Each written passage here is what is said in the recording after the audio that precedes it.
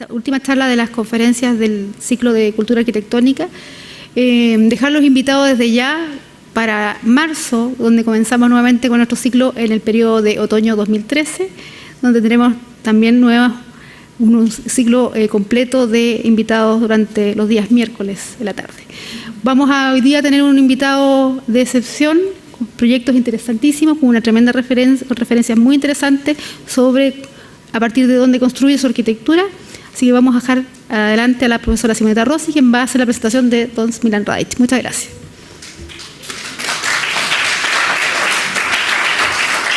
Buenas tardes. Vamos a presentar hoy día, como cierre del ciclo de cultura arquitectónica de Ciudades en Movimiento, este ciclo que hemos tenido durante el segundo semestre de este año, a Smiljan Radić. Él nació en Santiago de Chile en el año 1965, se graduó en la Pontificia Universidad Católica en el año 1989 y después estudió en el 2001 en el Instituto Universitario de Arquitectura di Venezia de Italia. Fue elegido en ese momento el mejor arquitecto chileno menor de 35 años por el Colegio de Arquitectos de Chile, eso fue en el año 2001, y premiado también con un reconocimiento del Architectural Reward Design Vanguard en el año 2008. Más adelante fue nombrado miembro honorario del American Institute of Architects en Estados Unidos en el año 2009. Es autor, Smiljan Radić, de numerosas obras arquitectónicas y también de obras publicadas y construidas. Sin duda que uno de los edificios más importantes en nuestra ciudad es el conjunto de reciclaje del edificio del Gobierno Regional del Biobío, la ex estación de ferrocarriles, y el Teatro Regional, que está en etapa de desarrollo, esperamos que pronto empezar a construirse. Smiljan Radić trabaja actualmente también en colaboración con la escultora Marcela Correa. Agradecemos mucho a Smiljan que nos acompañe hoy día. Gracias.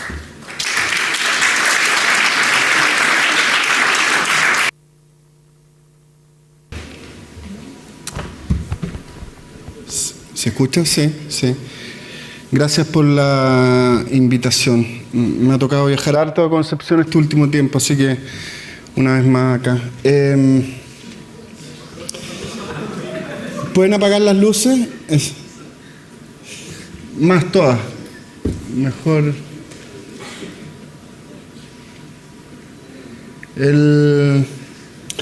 Si es que alguno, yo di una charla en Concepción también para alumnos hace como 3 o 4 meses, algo así. Si la vieron se van a aburrir en esta porque es más o menos similar. Me cuesta mucho pensar las cosas y me cuesta mucho avanzar y poder hacer cosas distintas. Creo que una al año es lo máximo que yo voy a poder producir. Espero que no se aburren en ese sentido y espero que los que no la hayan visto les resuelva cosas o los lleve a ver alguna cosa. También está pensada como para que como ofrece una variedad de trabajos, quizás no todos los que, no los regionales, que son algunos que estoy desarrollando ahora, el Teatro Concepción que está puesto acá, que voy a hacer referencia a él, pero también hay otro proyecto que también se está desarrollando, que no se está desarrollando, sino que espero que se licite el próximo año, que es el barrio cívico ahí en Boca Sur. He participado también en el proyecto de unas instalaciones con Marcela Correa en la Laguna Lo Galindo, que nos sacamos el segundo premio. El primero se lo ganó nuestro íntimo amigo, así que nos estuvo muy bien. Después, bueno, y el barrio cívico que aún se mantiene así en pleno abandono en general. Pero lo que les quiero mostrar es un problema desde la escuela hasta el día de hoy, lo que estamos haciendo y lo que desarrollamos más o menos en nuestra oficina. Somos 8 personas ahora, 9 personas, fluctúa entre 3 y 12. Esa es como la fluctuación que tiene mi oficina a lo largo de estos 15 años de trabajo, algo así. Y quiero partir por la escuela. Cuando yo salí de la Universidad Católica tenía 2 problemas. Uno, que la historia que se enseñaba era bastante deficiente. Me refiero a la historia de la arquitectura. Yo salí en el año 89. Era absolutamente deficiente y tenía serios problemas con los ramos de construcción. tenía la ventaja que la Universidad Católica tenía una excelente biblioteca. Si una escuela de arquitectura no tiene una buena biblioteca, no tiene buenos ramos de construcción y no tiene historia, a mi modo de ver en ese tiempo y todavía ahora creo que anda cojeando por todas partes. Entonces, lo primero que fue, una vez que salí de la escuela, me fui a estudiar al Instituto Universitario de Venecia, a estudiar historia de la arquitectura y estética, a tomar unos ramos, no pretendía sacar un posgrado, ni un magíster, ni nada. Y a vivir un rato en Italia, que hace bien siempre. Y nos ganamos una beca de estudio, me fui para allá y estudiamos estética. Y después, cuando volví a Chile, me tocó la fortuna de empezar a trabajar con Teo Fernández. Teo Fernández seguramente, es un muy buen profesor de arquitectura, y trabajar con él uno aprende todo lo que no había aprendido de construcción, y sobre todo de construcción y el problema geométrico que tiene la construcción en sí mismo. Fue otra buena escuela, o sea, finalmente fueron 3 o 4 años de escuela una vez salido de la escuela misma, más, 5 años de escuela una vez. Y empecé a trabajar por ahí por el 97, 95, o sea, fueron como 4 años viajando. Entre medio nos ganamos un concurso en Creta, en Heraclio, el cual se construyó después con 2 socios, que terminamos peleados obviamente, pero al final se construyó, nos ganamos un concurso internacional, fue también una parte importante. Y cuando volvía yo de Creta, de Grecia, especialmente de Italia, quería que mis amigos vinieran a Chile, que mis amigos era un problema importante, que mis amigos vinieran a Chile, que visitaran Chile. En esos tiempos era mucho más difícil que ahora. Todavía mis amigos no vienen a Chile, o sea, sigue siendo difícil todavía. Mis amigos italianos no han venido a Chile. Y para motivar una cierta venida se me ocurrió hacer una especie de una guía de construcción. Y esas guías de construcciones terminamos trabajando sobre una serie de artefactos, artefactos que yo le llamé construcciones frágiles, que tienen que ver con artefactos que no están dentro de la historia de la arquitectura, que no están dentro de la historia de la arquitectura vernácula, que no son colectivos, o sea, dependen del ánimo solamente personal y de los esfuerzos personales de una persona instalada en un cierto medio, y que tienen que ver también con poder tomar las posibilidades que hay alrededor de uno, posibilidades que tienen que ver también con la autoconstrucción. La autoconstrucción lo único que hace el puesto en valor es que a uno le piden, la autoconstrucción lleva a que uno se la arregle con lo que sea, y esa sensación, no de usar recibo, etcétera, que es como sería una impostura, sino la relación de podérsela arreglar con lo que se quede en estas construcciones frágiles, para mí fueron extremadamente bonitas, extremadamente importantes. Por un lado, no estar arraigado a una historia que muchas veces uno la encuentra que es inexistente, me refiero a una historia institucional. Por otro lado, saber que los esfuerzos de uno van a ser premiados, o sea, van a terminar en construcción. Y tercero, esto de poder arreglárselas con lo que sea, de poder traer, y gracias a eso poder inventar un cierto imaginario que se sale, que depende de cada uno. Y están todos estos ejemplos que ustedes los conocen, lo han visto en todas partes, y que son ejemplos bastante maravillosos de construcciones.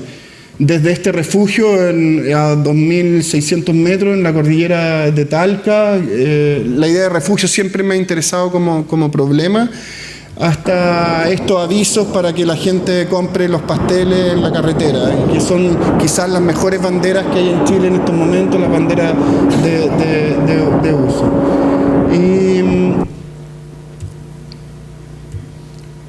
Después de eso, empezamos, sino entre medio, estas cosas, hasta el día de hoy sigo tomando fotografías de estas cosas, ahora con un poco menos de entusiasmo, pero empezamos a trabajar sobre esto, que yo creo que muchos de ustedes lo conocen, que fue muy divertido porque esta cosa apareció publicada en Japón en una portada y decía casa, y esto tiene poco de casa y es bastante una construcción inútil. pero ¿qué nos interesaba esto? Solamente de trabajar con un cierto imaginario regional que esté en el secano costero en el secano costero central, que sobre todo se desarrollan estas bóvedas que son unas especies de cerámica hechas desde adentro hacia afuera, y trabajar con esto y empezarlo a desenterrar. Trabajamos con este personaje que ahí tenía 92 años, y lo único que nos interesaba era el problema constructivo, cómo hacer la quema, cómo se quemaba, para hacer un prototipo y que después nos pudiera servir para hacer otras cosas. Obviamente esto nunca nos ha servido para nada, salvo para hacer una muy buena fiesta de inauguración de una cancha que hicimos después, un espacio público en medio del campo, lo cual de espacio público tenía poco, pero es una instalación que duró como 3 años, y que tiene que ver con esta hornilla. Y esta hornilla, en este caso eran de 3,20 metros, hicimos unas de 4 metros, y era aprovechando la destrucción que provocaban ¿cómo se llama?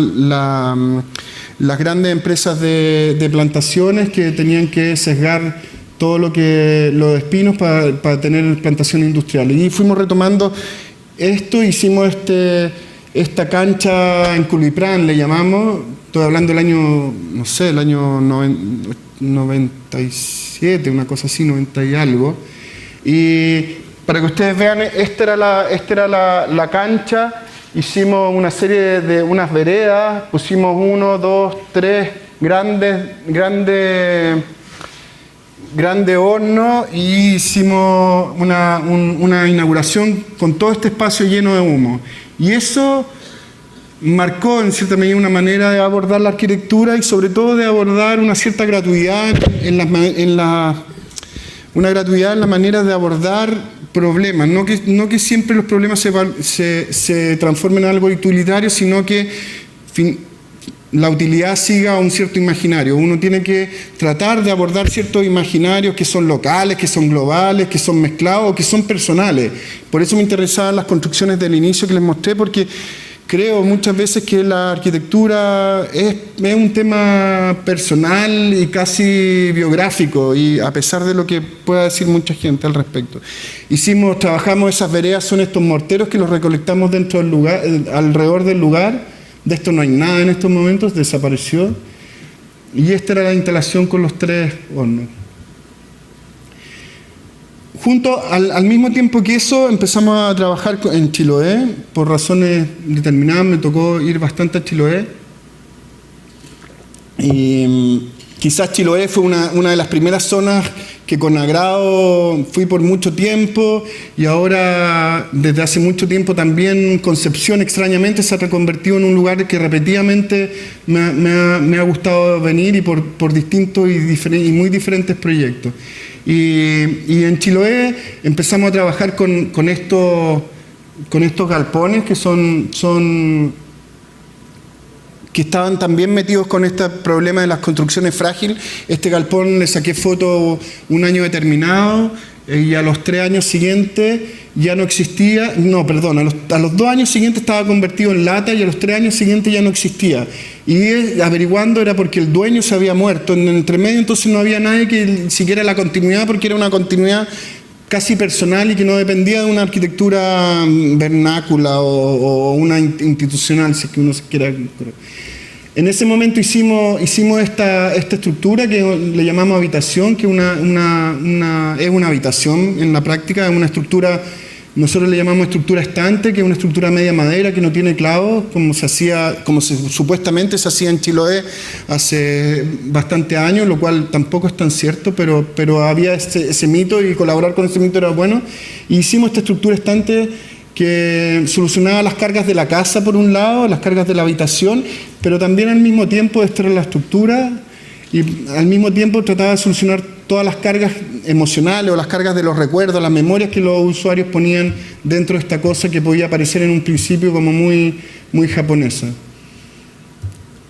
Después de años, esas son las fachadas de la casa.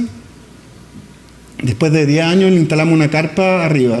Y esta carpa es roja por varios sentidos. Tiene que ver con yo no sé si ustedes han estado, pero en general hay este mito de que Chiloé tiene esta arquitectura llena de colores, etcétera, etcétera, una arquitectura como turística. Esa es la arquitectura chilota, llena de cachos para todas partes, que es una especie de sembradío de arquitectos que han dicho que esa es la arquitectura chilota, lo cual no es cierto. Si que uno va a los terrenos rurales y escondidos dentro de la isla, uno encuentra volúmenes muy simples, absolutamente simples, porque obviamente entre menos uniones, menos lluvia hay.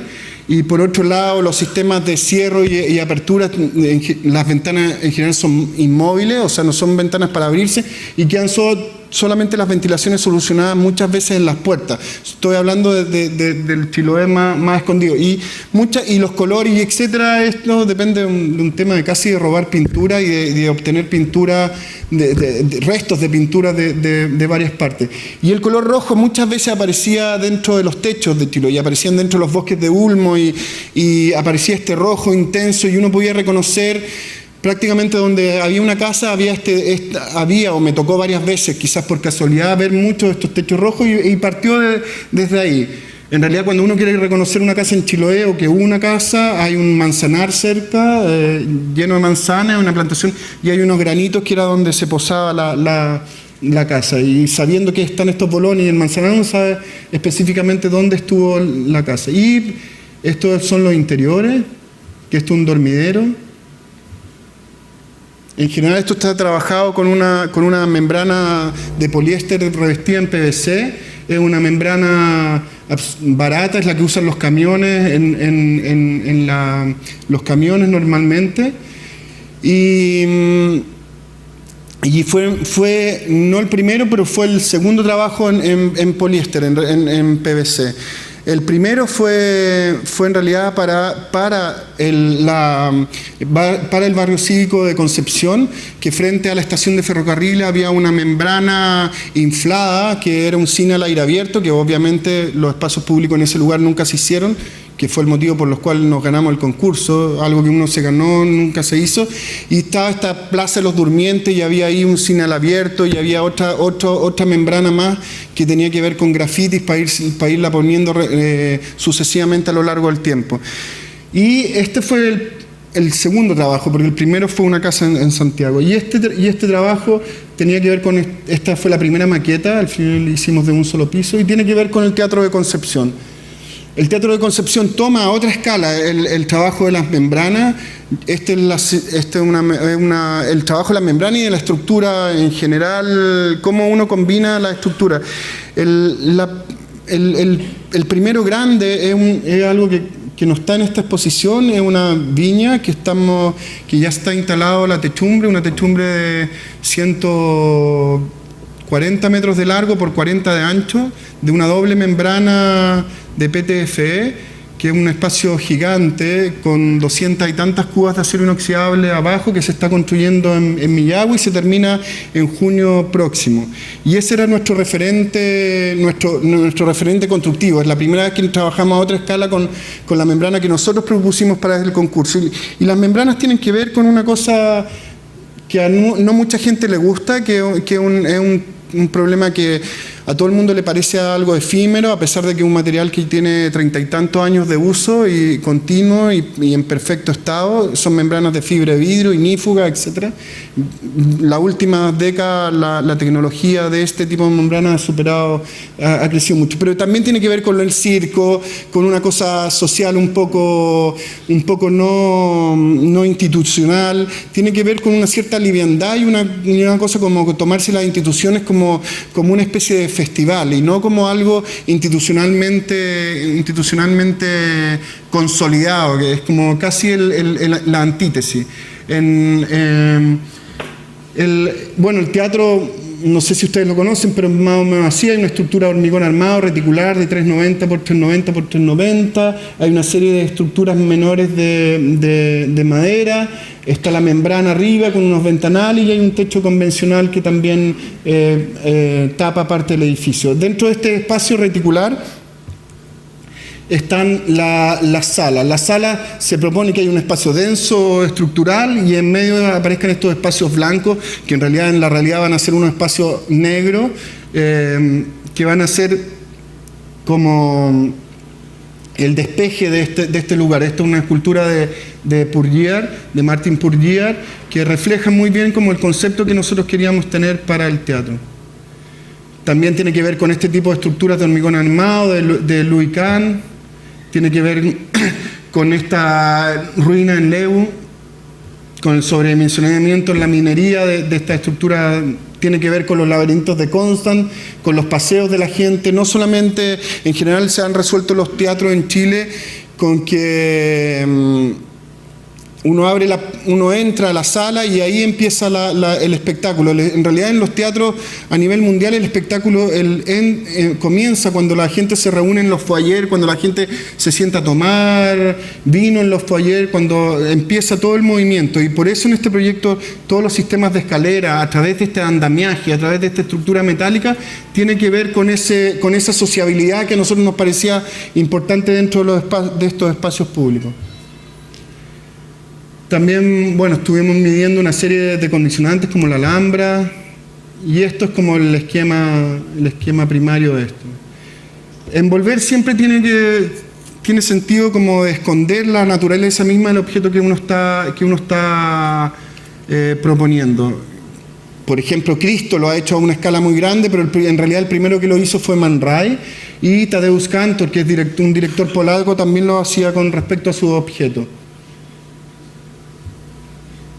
También tiene que ver con el teatro de sombra, también tiene que ver con la sombra del cementerio de Concepción de Eduardo Vilches, etc. La situación ustedes la conocen, el teatro está ahí, toma la ortogonal que toma las instituciones y la trama institucional de Concepción. En ese sentido queda un poco desfasada con respecto al río, lo cual va a hacer que tenga un cierto movimiento.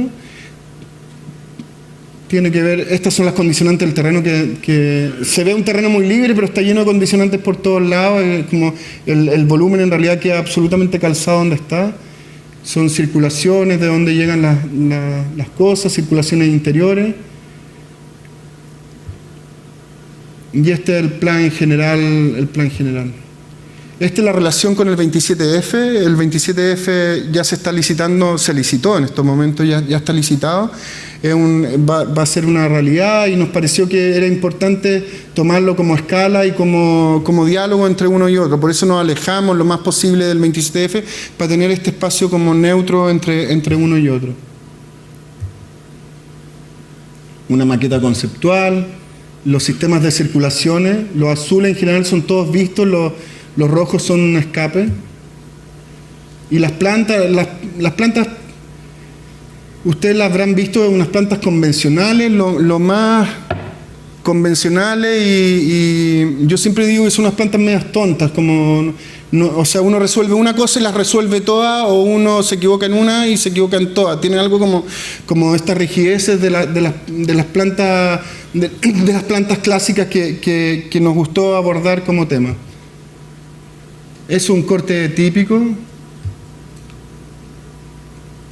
Están las dos, ahí se ven las dos salas, la sala menor de cámara, la gran sala, que en realidad entre el espacio público, el espacio de la gradería y el otro espacio prácticamente se va a leer como un continuo, y uno va a tener una escala de sala que no hay en Concepción en estos momentos.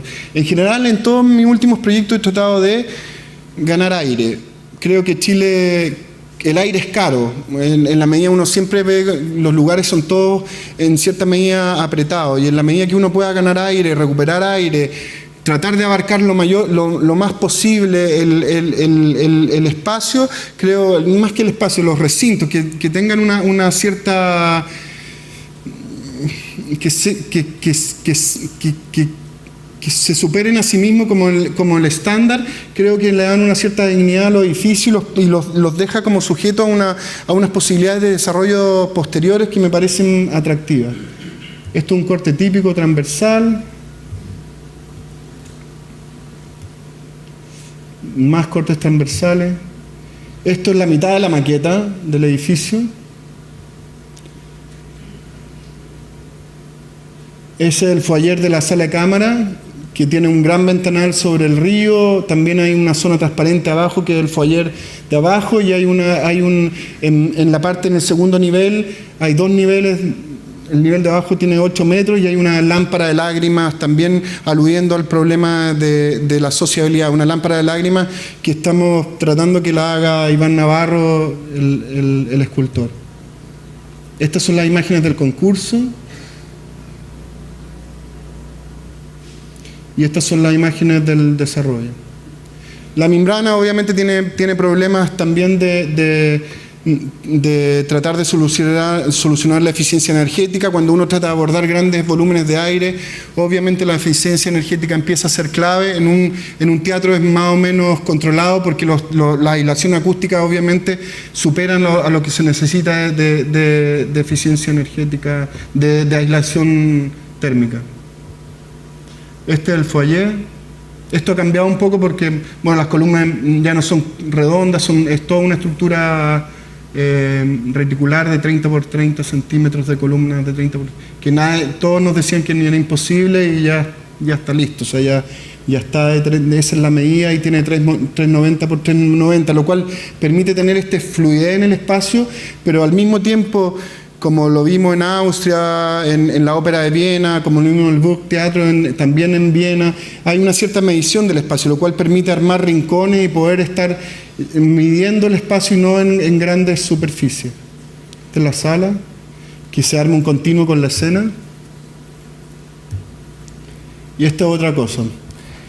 Esta fue la primera vez que hicimos con membranas de PVC, que hicimos esta casa, que es mi casa en Santiago, y lo que hicimos fue, existía este primer nivel, y existía el subterráneo y había una mansarda. Volamos la mansarda y pusimos esta estructura metálica que la calculó Sergio Rojo, con una membrana que trajimos desde Alemania, que es poliéster revestido en PVC. Esta casa tiene arriba 2 flotadores inflados, que esa es la techumbre, no tiene estructura, tiene 2 flotadores que se inflan con un compresor de un watt, funciona 5 veces al día para mantener la presión. Se fijan que no hay uniones, no hay costaneras intermedias, y están estos 2 flotadores en este espacio que tiene como 9,5 por 12 más o menos.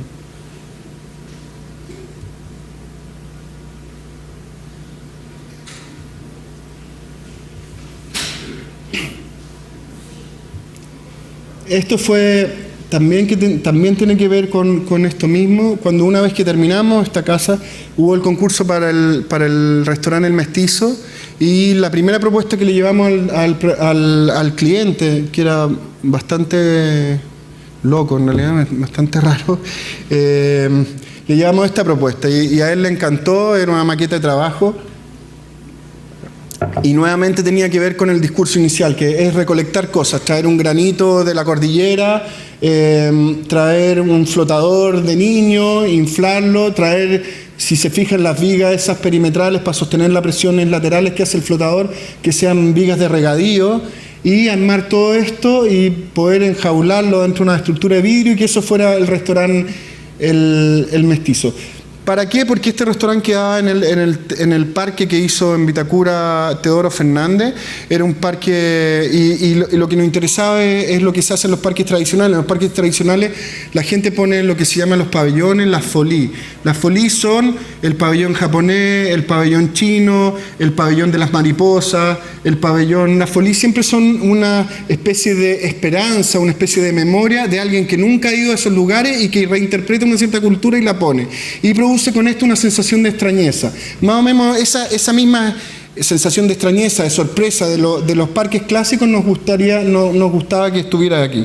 Obviamente el cliente nos dijo que sí, era un concurso frente a la municipalidad, y pensamos que la membrana y todo esto, como era una concesión a 30 años, le iba a parecer que era un material no permanente, por tanto cambiamos la estrategia de intervención.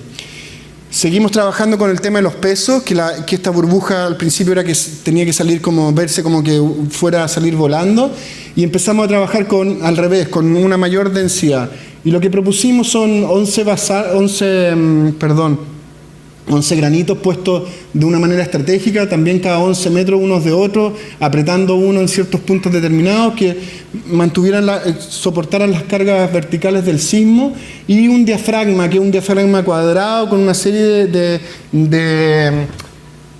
se ve poco, pero aquí hay un diafragma diagonalizado en todas las esquinas, que es para hacer que este marco, que es un marco de hormigón, de unas vigas de hormigón muy pesadas, funcionaran con los efectos horizontales del sismo, que estaban tomados en este punto de acá atrás y con un muro allá que en realidad cuando uno va al lugar casi no se ve. Entonces, descomponiendo las fuerzas del sismo, podíamos llegar a tener esta sensación de compresión que tiene que ver también con los pabellones de Sverfen, los primeros pabellones de Sverfen que hizo para Venecia o que hizo para Finlandia. Estos son parte del trabajo. Nuevamente está la autoconstrucción, todas las piedras estaban puestas por nosotros la íbamos a buscar a la cantera, nosotros la elaborábamos, nosotros se la entregábamos a la constructora y nosotros corríamos con los riesgos de los pelos, de las quebraduras que podían tener las piedras en sí mismas. Partes del montaje, partes de la construcción. Ahí es como está metido dentro del lugar. Ahí, al lado. Al principio, por presupuesto, iba a ser todo pintado blanco. Llegó el presupuesto y dijimos, no, dejémoslo color hormigón, y nos saltamos el tema de la pintura, ahorramos una partida.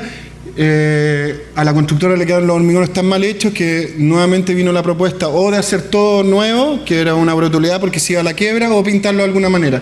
Y ahí apareció el negro, pero el negro sobre todo por un factor que está en esta foto, de proponer un marco, como si uno tiene un marco negro en torno a una fotografía. Entonces lo que pasa fuera de eso, que hay en otras fotos, lo que pasa detrás de eso se aleja aún más, empieza a ser lo que pasa acá. Uno le pone un marco al paisaje que es brutalmente iluminado, tiene una luz norte más o menos complicada y aparece el parque con mayor profundidad. En este sentido, la estructura portante, que son estas vigas sobredimensionadas para darse la sensación de que las piedras, que son columnas, estructura, etcétera, están sosteniendo esto, bajan con una serie de paletas hasta tomar las distintas alturas de las piedras que no son homogéneas. La cocina.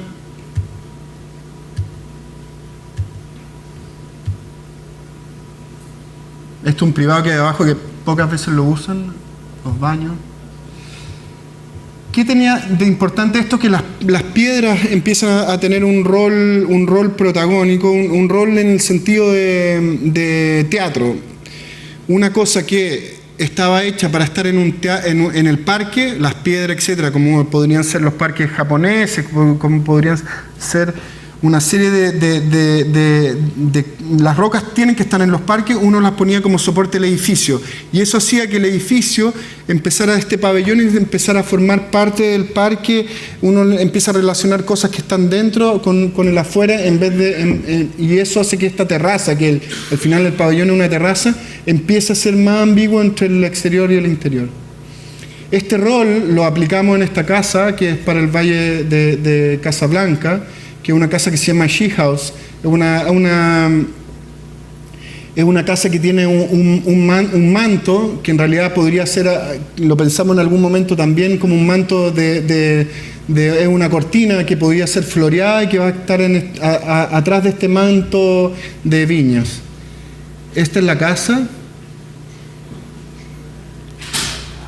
Y la casa lo que hacía era, compramos unas vigas de pino oregón, de demolición, que venían de puentes en Estados Unidos, vigas que tienen 75 metros de alto por 25 de ancho, unas vigas extremadamente pesadas, sobredimensionadas para esta casa que tenía 100 metros cuadrados, y estas vigas las usamos estructuralmente, y además para dividir los distintos rincones que la dueña, que era una sola dueña, quería vivir en este mono local.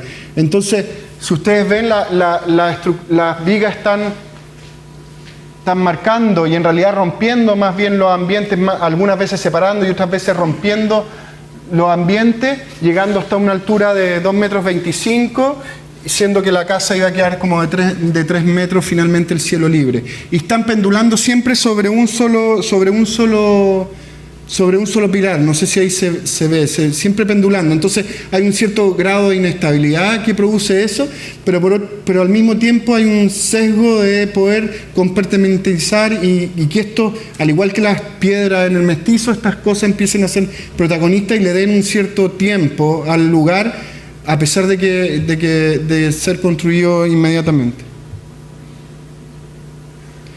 Estos son los planos. Este es el corte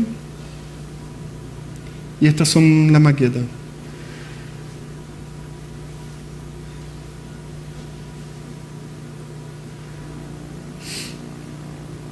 Este es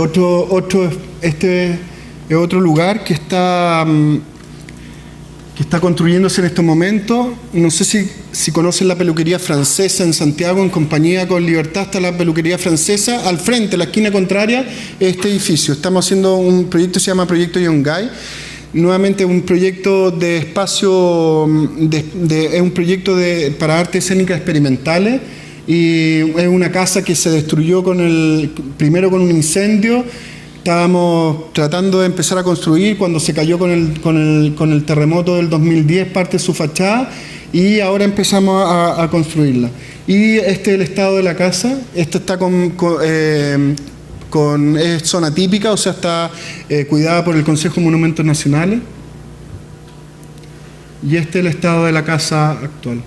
¿Qué estamos haciendo acá? Nuevamente una especie de una mezcla de una serie de cosas encontradas en muchos lugares. Primero un recorrido público que es bastante, a pesar de que este es un teatro, es teatrero, porque en realidad si uno lo analiza racionalmente lo podría haber resuelto de mil maneras mejor, y tiende a hacer que todo el deambular del público tenga que ver con un desarrollo social y una especie de poder prolongar una cosa que podría ser solamente abrir una puerta.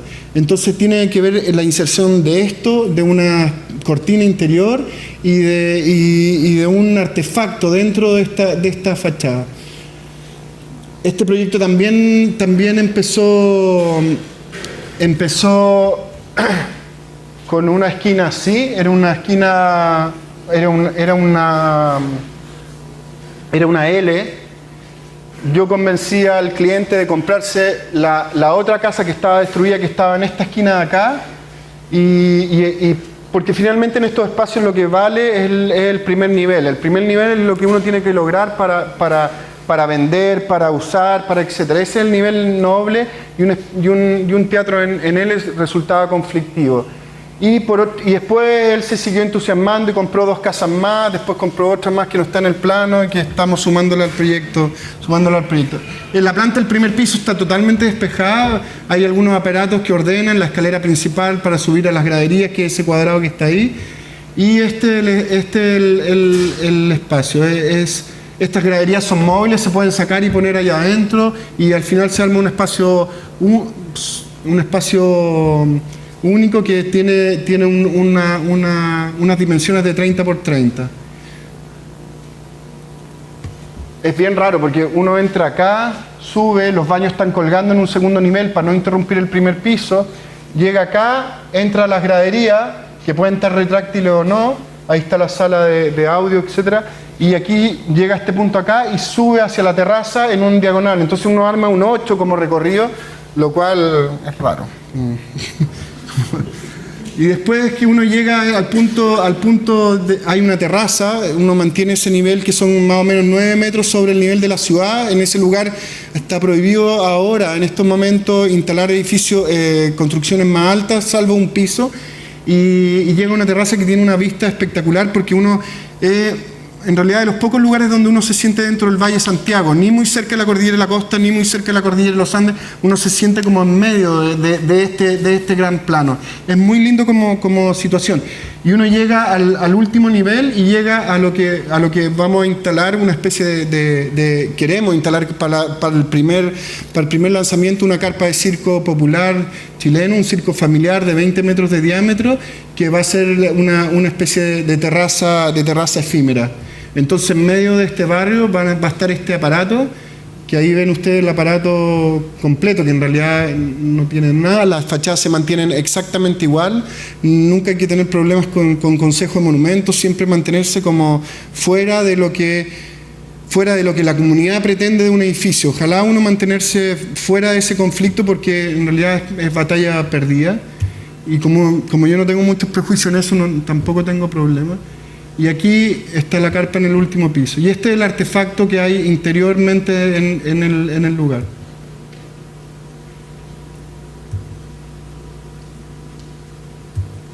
Esto se está construyendo, están armando esas vigas secundarias. La viga principal ya está armada, están armando las vigas secundarias en estos momentos. Este es el tipo de circo que queremos poner en el segundo piso, pero no como algo estable, sino que algo que debería durar 2 o 3 meses, pero que va a ser un sesgo de cómo el proyecto Yungay es un proyecto de artes escénicas experimentales y no algo institucionalmente aprobado por una institución, valga la redundancia. Y esto es como, estas fotos están atrasadas. Este es el cuadrado. Obviamente hubo que reforzar todos los muros exteriores, pero estaban todos a punto de caer, microfisurados, todos los ladrillos microfisurados. Cuando hablan de restaurar en Chile, en realidad se sabe poco. Finalmente las soluciones son poner una cáscara dentro de otra cáscara, porque la cáscara que está antigua está absolutamente microfisurada en un muy alto porcentaje. Y este es el espacio interior. Lo bonito que tiene el espacio interior, que como no está hecho para un teatro o para alguna escena en específico, sobre todo para danza, va a poder ser usado, y las 2 hileras de ventanas que dan hacia la calle en la esquina van a poder estar abiertas en muchas de estas producciones, lo cual va a significar que la ciudad se mete hacia el interior y el interior sale hacia la ciudad, y va a poder darle vida a esa esquina que ahora está muerta. Lo que pasa acá, en estos puntos de acá y allá, que tienen, en el lugar apretado, cuando uno está adentro, tienen mucho que ver. Esta es otra faceta de la oficina. Nosotros en la oficina publicamos una serie tratamos de hacer 2 por año, no nos ha resultado mucho, pero publicamos unas ediciones chicas de 500 números, que siempre trabajamos con algún autor específico. 500 números, 200 se van para el autor, 300, a veces 250, se reparten gratuitamente a la gente que a nosotros creemos que está interesada en el tema. No tienen nada que ver con arquitectura en general, no tienen que ver con arquitectura. Hicimos una con la Fundación Luigi Nono, que es un músico veneciano. Hicimos un catálogo, retratamos también el soft de la Casa de los Bichos de Miguel Ayquem, que queda en Colina. Hemos hecho una serie y estamos preparando una acerca del agua. Estos libros no tienen texto, es solamente libros de imágenes, y imágenes inducidas obviamente, y este es el último que acabamos de sacar, que tiene que ver con unos dibujos acerca del cuento El Gigante Egoísta, del castillo El Gigante Egoísta. Específicamente se le encargo a un artista japonés que yo se lo encargué hace como 2 años atrás, y esto en realidad es un afiche. Les voy a dejar algo para la biblioteca ahora. Y este es el último que hicimos en un papel volantín. Y tiene que ver un poco con esto también, que es la penúltima casa que he podido construir, que es la casa que yo siempre la presento como la casa del castillo del Gigante Egoísta. Es una casa en torno a un patio que se cierra en sus alrededores. Yo les dije a los clientes, lo que te va a pasar estar en un terreno muy caro en Santiago, lo que les va a pasar que este terreno en 5 o 6 años más se va a llenar de edificios de 5 pisos, entonces hay un cierre completo de la casa en torno a un patio interior que tiene, no sé, 20 y tantos metros por 18, no me acuerdo muy bien la media, y en torno a unos árboles existentes que son los que están marcados en negro ahí. Y la particularidad de esta casa es que el patio está cerrado completamente por 2 puentes y por estos 2 pabellones, unos de dormitorio y otros de living, comedor, etc. Pero vuelan y deja el terreno en un nivel bajo, lo que hace que los bordes del terreno a nivel tierra se dilaten hasta hasta lo que es el perímetro del sitio, pero a nivel de peatonal doméstico se cierra en torno a este espacio, lo cual produce, por un lado, la protección del espacio doméstico, pero por otro lado, el uso completo del sitio. Esa es la maqueta, esa maqueta la hice yo, la otra no. Esas son mis maquetas de trabajo. Y esta es la casa.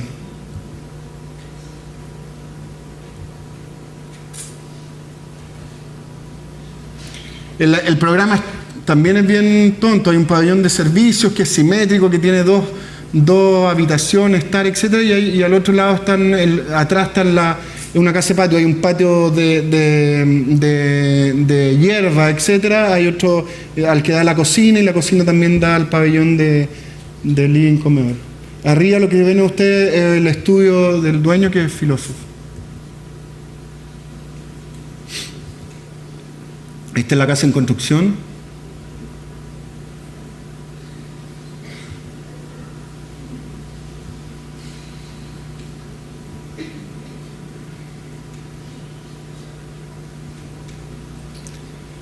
Pusimos al medio, para dividir el living comedor, pusimos un biombo, que es esta piedra móvil, que es sacar de nuevo la idea de la piedra, sacarla como en el problema de pesado liviano, sino ya ponerla como un elemento de nuevamente darle un rol teatral dentro de lo que era la casa.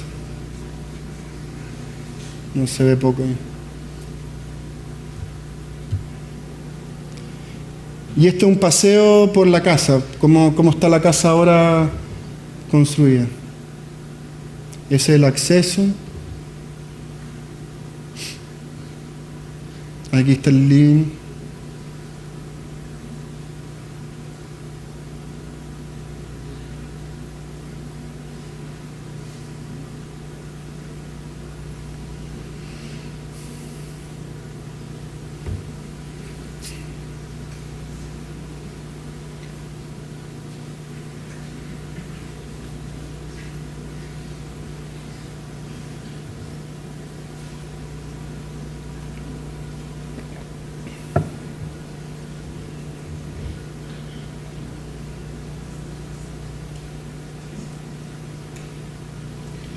Ese el jardín estaba recién plantado, ahora estaba mejor igual.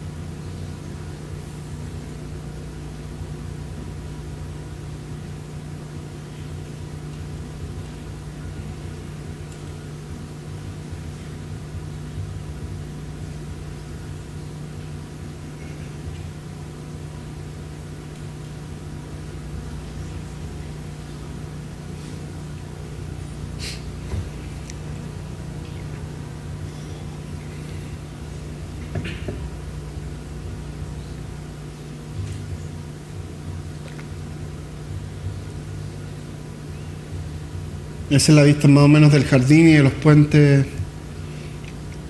La relación del primer nivel con estos puentes de orden que en sí mismos son urbanos, pero tienen que ver con el orden doméstico. Esta es la vista desde el techo y los árboles que se protegieron en la construcción. Y estas son las vistas desde los ventanales de la casa. Este es un grabado de Hockney, se llama The Boy Hidden in a Fish, que es El niño escondido en el pez. El niño escondido en el pez, un grabado que hizo Hockney en el año 69, una serie de grabados acerca de unos cuentos de los hermanos Grimm. Y nosotros lo usamos como en la intervención que hicimos con Marcela Correa en Venecia el año 2010, en la Bienal que organizó Sejima. Y estos fueron los planos que le mandamos a Sejima, que eran planos de una piedra sólida, un granito, unas ciertas medidas que queríamos trasladar a Venecia desde Santiago, con una especie de perforación interior para bajarle una serie de toneladas y después con una caja interior inicialmente que siempre estuvo pensada en cedro, en ciprés de las Huaytecas, para tener un cierto perfume. Y ahí tiene que ver un poco con el niño escondido en el pez, el niño escondido después del terremoto. Había que dar una sensación de solidez y no una sensación de precariedad. Había que sobre todo, apelar a una cierta memoria sensible, que tenía que ver con la densidad de los materiales, con los perfumes, tenía que ver con la visualidad y tenía que ver con la idea de refugio, que es la que siempre nos ha interesado. Tenía que ver también con esta imagen, que son estos picorocos sacados de Chiloé, y tenía que ver con esta idea del niño en el refugio. Estas son las imágenes que le mandamos a Sejima en su momento. ¿Sí? No es más complicado que eso. Y este es el proceso constructivo del granito, que en realidad fue harto más grande de lo que pensábamos en un inicio. Estas son las maquetas en cerámica que le hicimos para que los operarios pudieran entender cómo iban las perforaciones. Estas son las máquinas industriales que usamos para partir, perforar y sacar el material exterior para poder llegar a 3,5 toneladas por cada pieza, que eran las toneladas posibles de transportar sin caer en mayores, en tener que pagar más recursos por el transporte.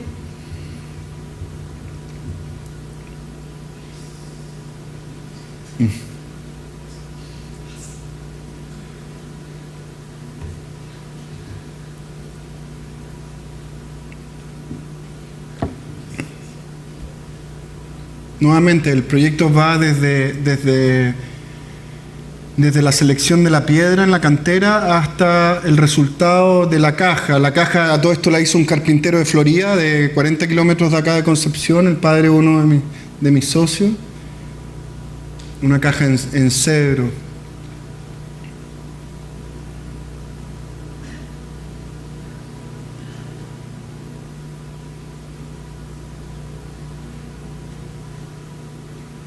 Esto del montaje en la Bienal estaba en el módulo inicial de las corderías, y todo se hizo a través de...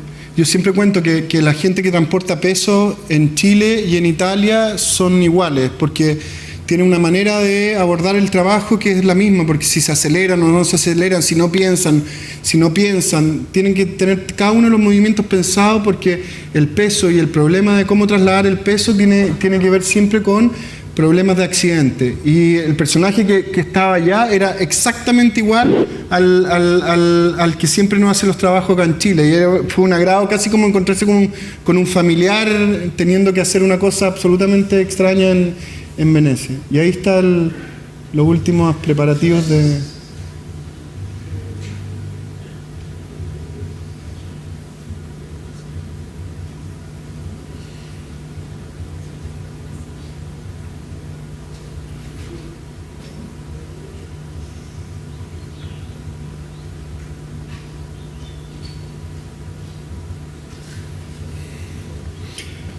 Este es el video que está expuesto en la Bienal, también como un video para explicar qué significaba esta instalación en medio de una exposición de arquitectura.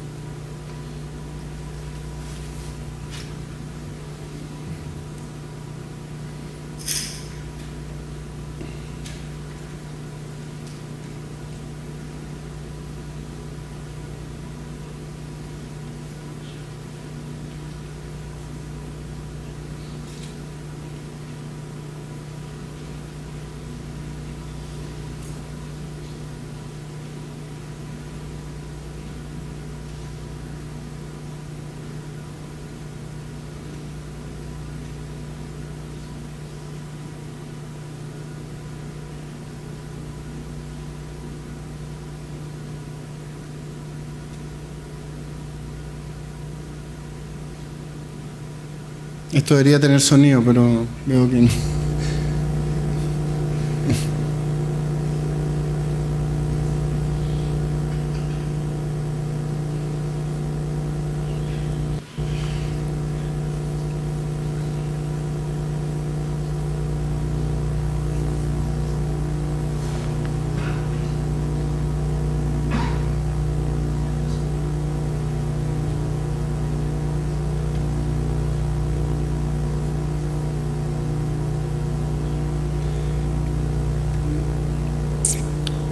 El video cuenta la relación que hay entre la princesa y el niño escondido en el pez, que es este cuento de los hermanos Grimm que retrata David Hockney y que nosotros lo reinterpretamos en esta cosa. Y la torre de copa era la torre donde estaba la princesa, o sea, que tenía 12 ventanas, de las cuales el niño se tenía que esconder para poderse casar con esta mujer. Y este personaje terminó escondido dentro de la barriga de un pez y dentro de un huevo, que son las grandes, ¿cómo se llama?, litografías que hizo en ese momento Hockney. Y esto era como enseñar, que también se lo mandamos en su momento a Sejima después, que fue la presentación de cómo iba a estar puesto en el lugar el objeto.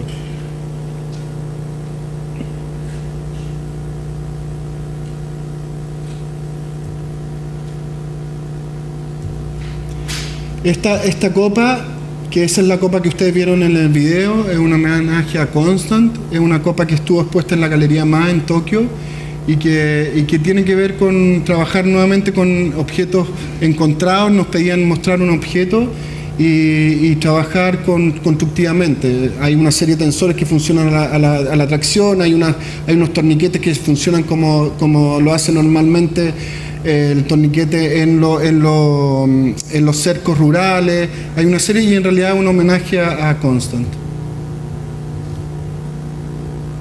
Esos son los detalles.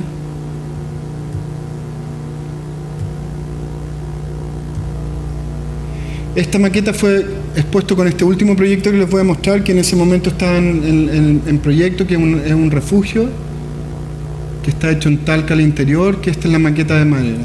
Principalmente nuevamente tenía que ver con el niño escondido en el pez. Tenía la idea de salvaguardar una distancia. Los refugios lo único que tienen que hacer es mantener una distancia con los espacios en los cuales se están tratando de relacionar, sea por el usuario, sea por sus distancias físicas reales del objeto. Y al final era un objeto totalmente opaco hacia el exterior. Estaba en un lugar de un bosque de robles precioso, y esto contradecía porque se suponía que los usuarios que estando al interior iban a saber dónde estaba el río, iban a saber dónde estaba el bosque, no necesitaban estar mirando como si fuera un paisaje turístico. Estas son las maquetas que hicimos de prueba.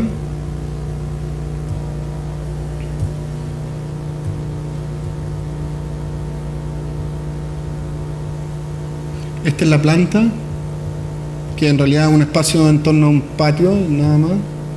Este es los planos constructivos. Este es el lugar antes del objeto. Y esto es la construcción. Hubieron momentos, esto lo hicieron dos maestros que nunca habían hecho hormigón armado, en un momento determinado solamente en vigas y en pilares, pero no como muro y estructura, y en un momento determinado estos grandes conos no se podían trazar, no teníamos elementos topográficos o instrumentos para trazarlos tridimensionalmente, así que en la oficina hicimos los planos uno a uno. Hicimos los planos uno a uno, nuevamente adaptándose en la autoconstrucción a lo que se puede hacer o no, y gracias a esos planos uno a uno se hicieron las costillas, y esas costillas se transformaron en los moldajes.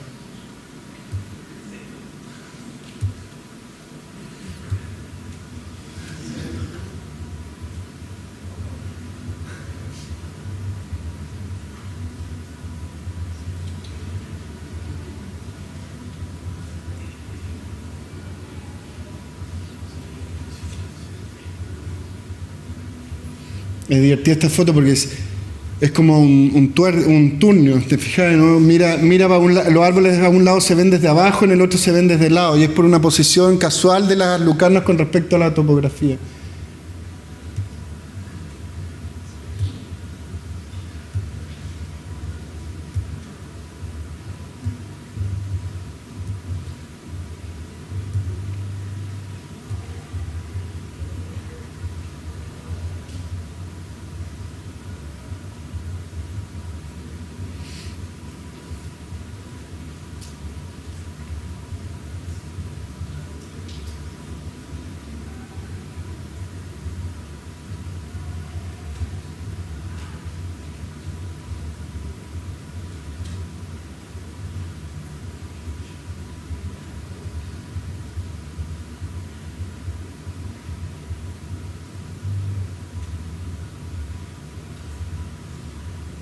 This is the boy hidden in a fish.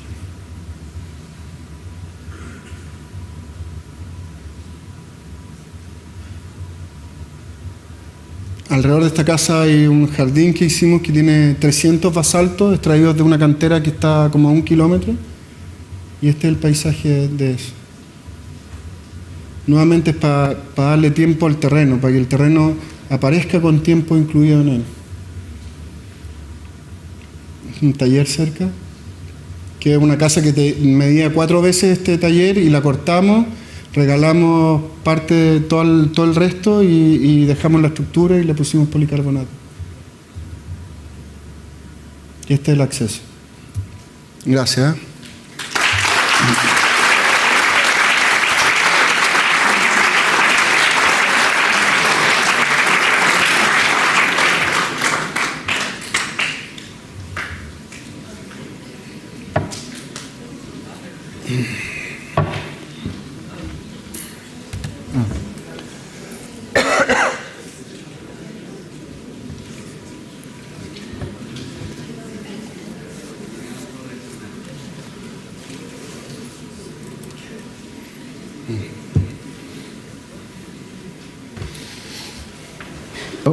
Aló, aló.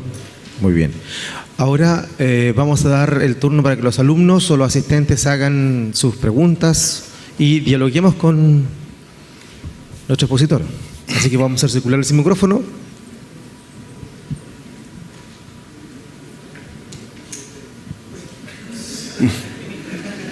¿Preguntas?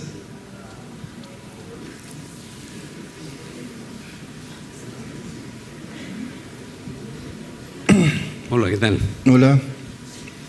Mira, la verdad que todavía no puedo reaccionar, te digo, no conocía todo tu trabajo y realmente me ha impactado y yo creo que, no sé, a lo mejor no vale nada mis felicitaciones, te digo, pero creo que es fundamental el atrevimiento, te digo, a buscar formas, a buscar situaciones, a buscar elementos, ir más allá de una instancia real, de una instancia en que te agobia la realidad, te agobia lo que existe, y estar, como se llama, en posición distinta, en la cual, como se llama, logras tu objetivo y vas concibiendo cosas que realmente es difícil ¿cómo se llama?, con un criterio de años también de ejercer, digo, enfrentado a una realidad que te exige algunos resultados, poder ubicarse en esto. Creo que, como se llama, es una situación que impacta y difícil de entender y puede estar uno de acuerdo o no, pero te digo, es una profesión muy fuerte. Eso. Gracias.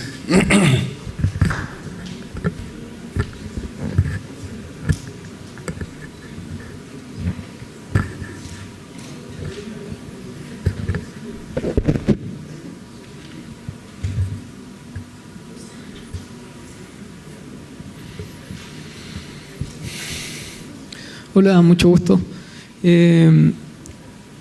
Mi pregunta va dirigida en especial en la última obra. Me parece un poco raro el rescatar a manera de justificación del diseño del proyecto un cuento y incorporarlo en un lugar específico, como en este caso en el bosque, a manera de justificar esta especie de picoroco que fue nombrado en un lugar totalmente diferente, con un contexto diferente. La pregunta sería, ¿tu justificación siempre ha sido en base a ideas o formas del extranjero y no en sí de lo que te entrega el terreno en general? O sea, si la pregunta es si es que es raro o no el tema de traslación, ¿no? Primero no hay justificaciones. En general o sea, al revés, siempre hay justificación. Y segundo, si es que es raro, sí es raro. O sea, no hay ninguna otra, no hay ninguna otra posibilidad. Ahora, que sea raro no significa que es bueno o malo, es raro. Uno puede empezar a ver si es que es malo o es bueno, uno debería ir para allá, ver si es que funciona o no, etc. Hay una serie de condicionantes, pero de que es raro, es raro. O sea, al final pasa a ser una arquitectura espontánea. No sé qué es lo que es. Porque a medida que iban trabajando, tú mismo lo dijiste, trataban de adecuarse al lugar, trataban de acomodar el emplazamiento al lugar. A medida que iban apareciendo árboles, trataban de dejar un espacio X para que... Sí, pero espontáneo nada, son proyectos, todos tienen proyectos que demoran entre 2 y 5 años, depende de qué. Entonces, en arquitectura espontáneo no hay nada. Lo que es espontáneo pueden ser algunas referencias que aparecen de aquí, pero en arquitectura es la cosa más latera que puede haber en el mundo porque no hay nada hecho espontáneamente. Es la diferencia que hay muchas, y tampoco es tan así tampoco con los artistas. Los artistas en general funcionan más rápido, más ágil, cuando están en plena actividad, pero espontáneo nada, es una fatiga bastante penosa en realidad. Eso, gracias.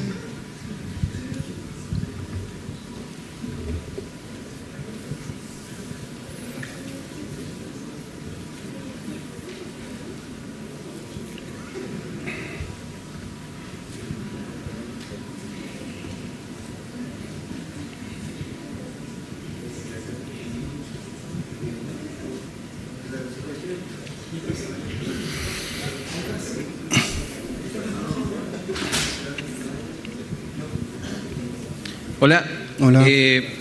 ¿Sabes? Yo tengo sentimientos encontrados. Al principio de la charla aparecieron una serie de imágenes que hablaban de materialidades, una tipología arquitectónica un poco más espontánea, un poco siguiendo la idea de lo espontáneo, y un poco de emergencia. Me ilusionó mucho eso. Pensé que íbamos a ver una charla un poco más social. Encuentro que los conceptos de tu arquitectura es interesante. La forma, un poco lo comentaba aquí con mis compañeros que me recordaba lo que decía Le Corbusier en parte de su trayectoria. Pero me voy con un poco de angustia porque empezamos viendo una presentación que me mostraba unas bolsas maravillosas que tú mencionaste como las grandes banderas de Chile y terminamos viendo una arquitectura de hormigón armado que es casi un poco exclusiva. Es eso, es mi comentario a modo de crítica constructiva. Eso, gracias. Lamento no haber copado las expectativas, pero hay dos cosas que tú tienes que tener en cuenta en todas estas cuestiones. Primero, que trabajar con materiales reciclados, con efímero, con la pobreza, en definitiva, es una impostura. Yo tuve una formación académica, una vez que uno tiene una formación académica, deja de tener la vista o la visión de unas personas que se... Y hacerlo sería una impostura. Sería tratar de aplicar una cierta de sentido estético que no tiene ningún valor a nivel global a unas cosas que no están hechas por uno. Y eso se hizo en Estados Unidos en los años 80, cuando Reagan hizo sus políticas habitacionales. Aparecieron los homeless en Estados Unidos, que eran unas cajas de cartón repartidas por todas, y los artistas los agarraron, los metieron en las galerías y los transformaron en objetos estéticos. Eso no tiene ningún interés. Ni aquí, ni nunca, ninguno. ¿No? Esa manera de reinterpretar no tiene ningún interés. Y lo que sí, quizás no se entendió al principio, lo que sí me interesa de esas cuestiones, de esas construcciones frágiles, no es un tema ni frágil, ni social, ni me da lo mismo. Es un tema de postura frente a una vía y un tema de postura de cómo abordar una serie de situaciones que tienen que ver con... que dependen del sitio, de lo que uno toma del sitio, de las posibilidades. Creo que la autoconstrucción en Chile aún funciona a niveles de escalas de grande, depende si el proveedor trajo o no de tal parte, etcétera, etcétera. Hay temas de ese orden que son los que me interesa, y lo dije también, tienen que ver con problemas personales. Una sola persona que hace no está metido dentro de una tradición determinada, lo cual yo tampoco puedo lograr porque sí estoy metido dentro de una tradición determinada. Entonces, cualquier otro requerimiento de otro orden, que yo sé más o menos a lo que tú vayas, a mí me interesa poco porque sería una impostura. Te fijas, yo ya tengo la formación académica, no puedo disfrazarme para poder hacer algo similar. Eso ya no lo hice. Es como en términos reales. Lamento no haber...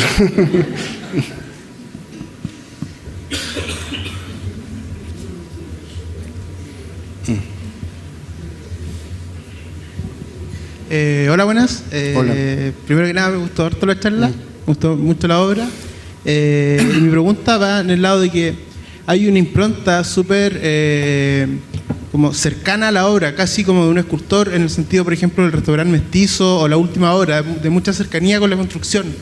Y mi pregunta va en el sentido de cómo se maneja esto cuando se trabaja a escalas más grandes, como la del teatro. ¿Cómo puede mantener esa cercanía con la obra? No se puede. O sea, hay que dedicarle más horas de trabajo al dibujo. Y es un tema que no es menor.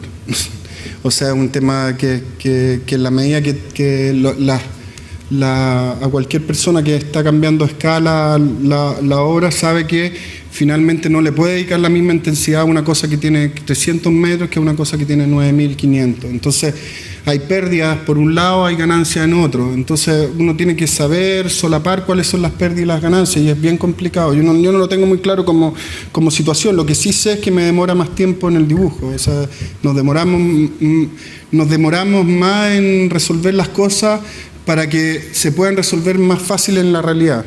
En ese sentido, por eso nos demoramos más, porque hacer cosas complicadas es bastante más fácil, nos sale más fácil, mejor dicho, es más productivo. En cambio, hacer cosas que finalmente te la pueda pensar al revés, pensar que te la pueda hacer cualquier constructor es mucho más complicado que ya tener un constructor. Si tú, en general, cuando viene un cliente y me pregunta, yo le pregunto, bueno, ¿tenía algún amigo que construya? No, sí, ¿en qué te gustaría construir? Ya, este es el material, partamos por aquí, busquemos el constructor para que haga eso lo mejor posible.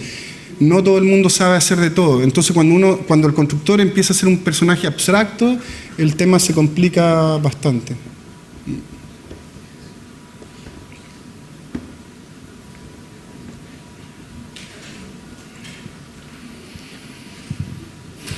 Hola. Yo quería agradecer la charla y quería hacerle una consulta con respecto a mí me gustó mucho su arquitectura, la encuentro bastante artística y lleva a debate todo eso, lo que tiene un poco que ver una imagen de arte en lo que se ve. Pero me gustaría cómo relaciona usted el arte y la arquitectura y cuál es su parada frente a esos dos temas. Yo trabajo con escultores en general, pero yo no soy artista.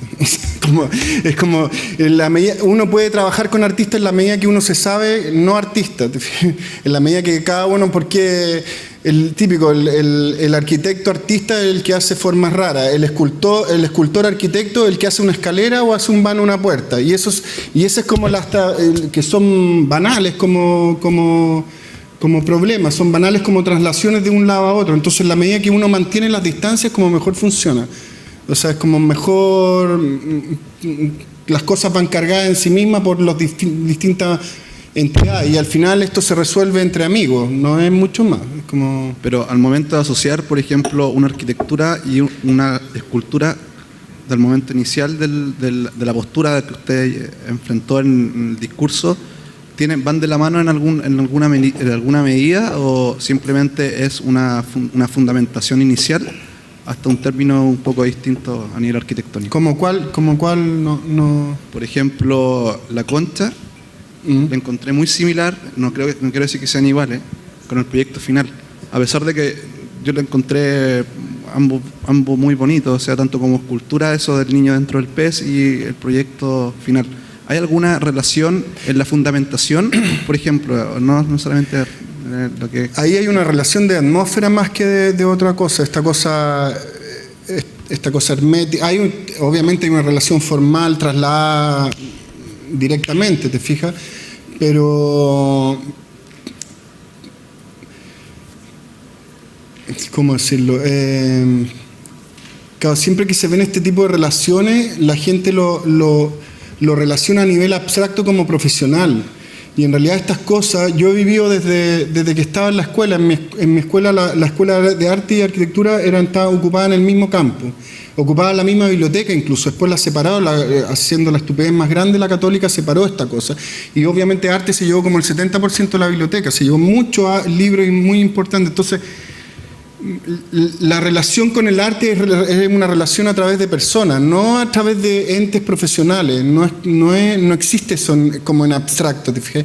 Entonces, si uno analiza cada una de las cosas, uno podría ir viendo por qué, más por un problema de relación personal, más que por un problema casi de arte, arquitectura, que creo que esos límites están súper definidos en la medida que las personas que participan en ellos los tienen claros, pero no están definidos a nivel teórico general, ¿te fijas? Y tiene poco interés, cuando uno está en la práctica tiene poco interés definirlo, y a mí me interesa poco definirlo, ¿no? En la medida que salga más o menos natural y que uno encuentre buena relación y que uno pueda hacerlo más o menos fácil, no tiene interés definir esos límites, porque no es productivo.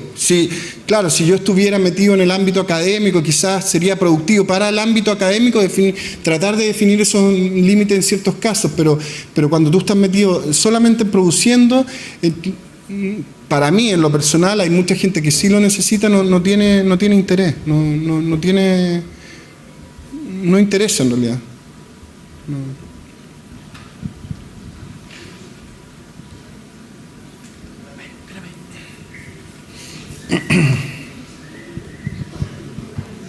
Hay una pregunta que me quedó pendiente. ¿Cómo haces para poder mostrar a tus clientes? ¿Cómo llegas a ellos? ¿Cómo te buscan? ¿Cómo logras mostrar tu proyecto? ¿Cómo los llevas a lo que tú quieres resolver tanto en su funcionalidad para ella como para su expresión de volumen, espacio y todo eso que normalmente hablamos en arquitectura? Yo siempre digo que yo he trabajado negándome a hacer cosas, sobre todo porque yo no tengo página web, trato de no publicar en Chile porque Chile está pasado por una cosa social que, salvo en una revista que a mí me parece, la RQ, que me parece que ocupa un ámbito académico y además que me permitió publicar muy desde el inicio, y tiene que ver con un poco de no abrirse a mayores posibilidades, sino tratar de ir tomando las posibilidades que se dan. Por esto mismo me han llegado puros clientes bastante raros. O sea, el tipo, yo le hice una casa Pite a una que está en la costa, que tiene 400 metros cuadrados de construido y tiene 800 metros cuadrados de plataformas de terraza que ocupan todo el lugar, y le dije que para ir de un dormitorio a otro tenía que salir hacia afuera porque eso le iba a hacer respirar aire limpio, etcétera. Bueno, y empezaron yendo los fines de semana y ya están viendo 4 días allá y 3 días en Santiago, eliminando las relaciones por esta misma relación con el lugar. Y este mismo personaje me llamó para hacer este proyecto de arte escénica que al principio no se sabía muy.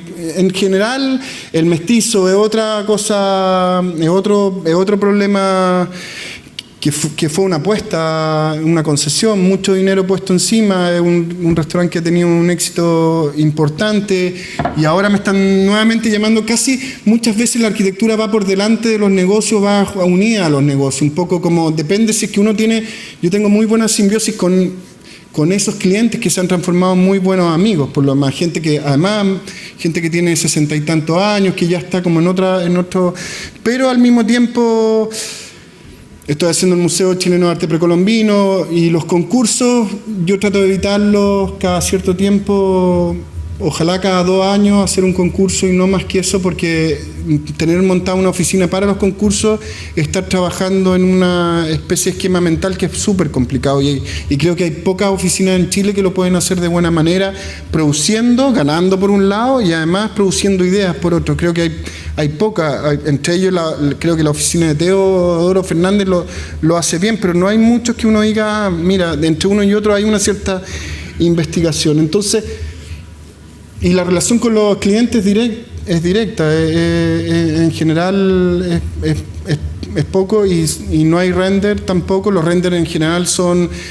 por ejemplo, los renders del teatro regional, las imágenes con que nos ganamos el concurso eran bien nefastas o sea, primero no pensábamos en ganarnos, que eso es un tema como que era muy divertido, pero dijimos, esta cosa no va a ganar, es como lo primero, pero ya llevábamos 2 meses trabajando todos los días para esto y lo presentamos.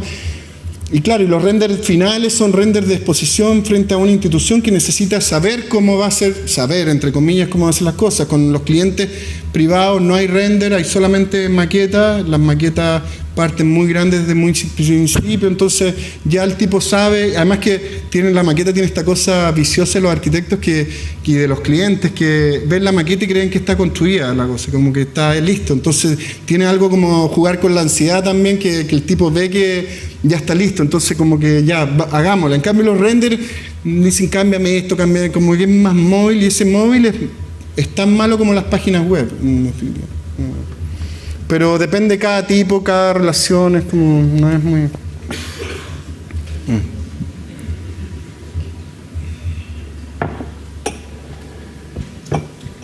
Hola. Mi pregunta va un poco por la determinación y, de algún modo, en qué forma la teoría y la historia es parte de tu desarrollo proyectual, en el sentido de, no sé, por ejemplo, el Teatro de Concepción, la medida 3,9 por 3,9 por 3,9, no sé si pudieras como explicar un poco más el proceso que llevó a determinar esa medida en particular y a qué correspondería, a una métrica, a algo. En rigor, cuando hicimos el barrio cívico, nosotros queríamos que el espacio de abajo fuera, el espacio de abajo, para que ustedes se imaginen, de ese lugar, era una laguna que tenía 100 y tantos metros de largo, que tenía unos juncos y que al medio tenía una balsa, que era esta plaza de los durmientes, que le llamábamos nosotros, que era con los durmientes del tren y 2 pantallas, una de graffiti y otra de ¿cómo se llama?, de cine al aire abierto, para verla en el auto, pasando, etcétera, en un verano, no tenía mayores. Entonces, de nuevo está esta cosa de insertar cosas, y en esa estructura, pensando el teatro allá, pensamos justo al revés, cómo hacer todo con elementos lo más menores posible y cómo medir esos elementos. Y fue en el proyecto del concurso, nosotros planteamos que era 4x4 por una medida 3,68 tenía de altura, que tiene que ver con los peldaños de subida para que calcen nomás, no tiene que ver con nada métrico, sino algo sumamente práctico.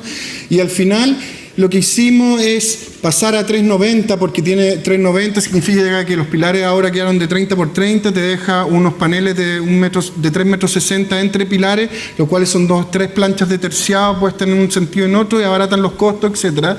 Y por otro lado, la altura es lo mismo, está dividida y tiene módulos de 3,60 metros metidos dentro de esta retícula de 3,90 metros. Es así de práctico dentro de un estándar.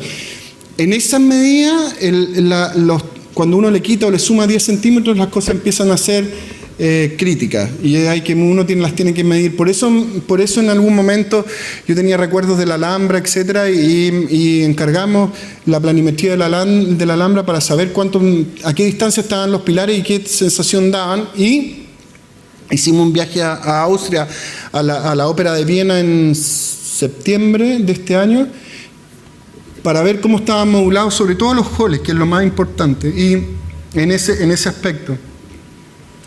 Y claro, es muy lindo esto, tener las columnas muy próximas, tener un espacio muy fluido y tener estos rincones, pero eso llevó a cambiar la planta con respecto al concurso. La planta, ¿por qué funcionan las plantas clásicas? Porque las plantas clásicas, en definitiva, funcionan siempre en el sentido ortogonal. Y nuestro proyecto, el proyecto inicial del concurso, proponía una serie de diagonales que entraban en conflicto con esta trama. Entonces, la planta se readecuó a ser una planta de circulación ortogonal lo más clásica posible. Y eso hace que uno ve el proyecto y aparezca fluido. Oye, yo voy a andar tranquilamente por estos lugares. Entonces, una cosa lleva a la otra, pero desde que haya un sentido métrico de proporción, etcétera, nada, cero. O sea, no me parece interesante tampoco ahora, así como...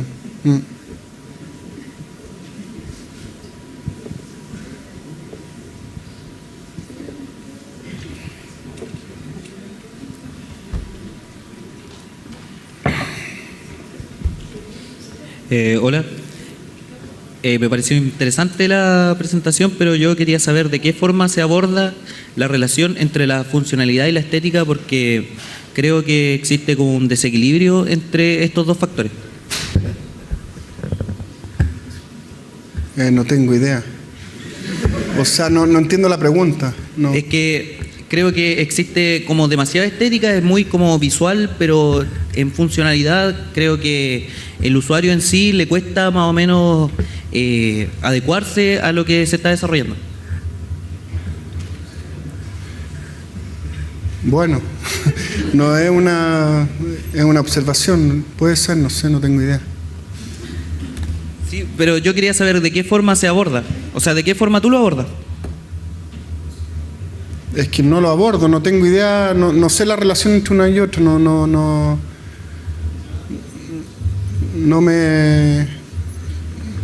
Funcionalidad y estética, son dos cosas así como... Dos temas que se ha escrito durante... Son dos mundos, así como es como... No entiendo específicamente la pregunta. Ya, bueno, gracias.